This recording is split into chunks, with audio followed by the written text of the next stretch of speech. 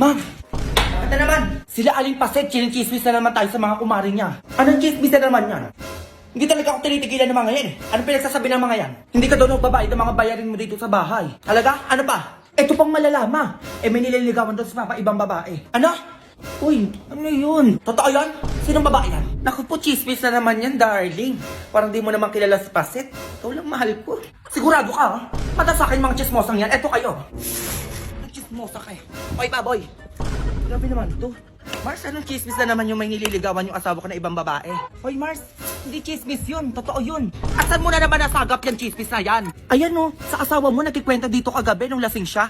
Ay, ganun. Ako, nadali na. Oh, eto na, videoan ko pa nga, oh. Oh. O ano yung sabi mo kanina, binibidyoan kita. Pinililigawan akong babae. Tapos, Tulad ng asawa ko. naku po, sasabihin ko yan sa asawa mo, buti binidyohan kita. Sabihin yan. Ah, ganun. Lalayos ka sa bahay na yan. Manda ka saan mamaya? Darling naman. O ano, okay ka na? Oo, okay na. O mamaya ka sa akin. Dito muna ako sa lalaking pateka. Uy, darling, ano ka ba? Lasing lang ako noon. Halika dito. Uy, ano na nangyayari? Oh! Smosa talaga to.